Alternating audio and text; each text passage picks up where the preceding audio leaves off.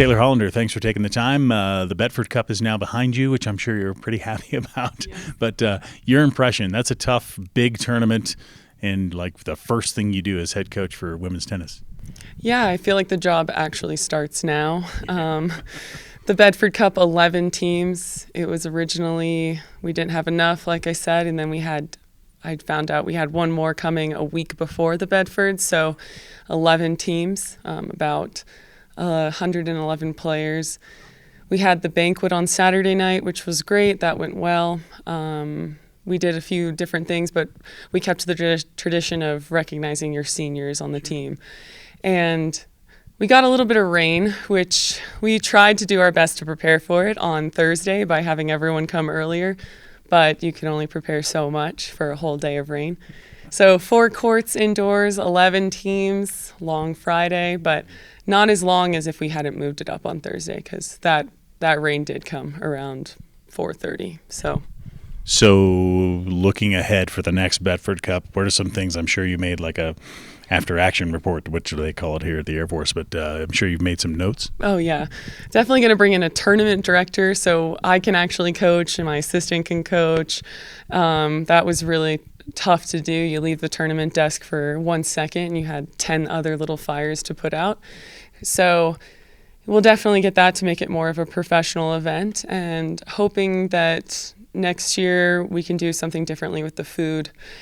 You know, you can't expect Jersey Mike's and Jimmy John's to get it right every time, but when you have a bunch of hungry athletes, you know, hanger comes out quite fast. So change up a few of those things and maybe less teams so we can have draws that make sense and from top to bottom. So let's talk about your team. Really, your first chance to see your players playing, competing at this level. And a lot of them, it was their first time. Yeah. Your impression?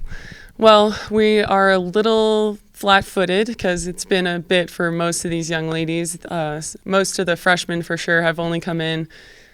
Their June 21st was Dooley Day, so that they have not played a lot of tournaments coming into Dooley Day. They wanted to be in physical, best shape they can possibly be, no injuries.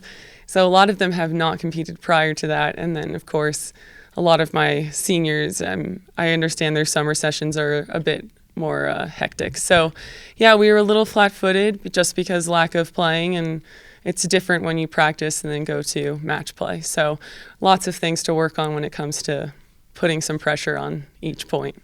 In the draws themselves, were there players that stood out? Well, Gia Sancharico is a freshman. She had a really good first tournament coming out. She showed grit, for one, on every single court and every single match she played. And she was really coachable, so that was one big one. And then her and Jocelyn Limbago did a great job in doubles as well. They can be a great team for just being thrown in there, not having a lot of practice together. They did a great job. Fantastic. So take a deep breath, let out. Houston will be the next thing for you.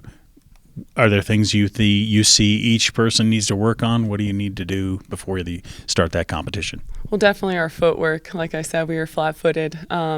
We also need to work on just the ability to put one more ball in. So whether that comes from acceleration and adding more topspin to our balls, or just trying to find a way to get one more in, is something we need to get a little bit better at.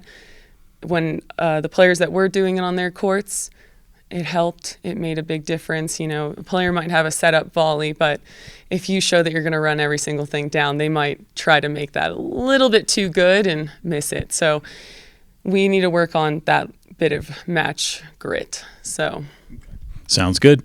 Good luck at Houston. Congratulations on having the Bedford behind you. Taylor Hollander, thanks for the time. Yeah, thank you.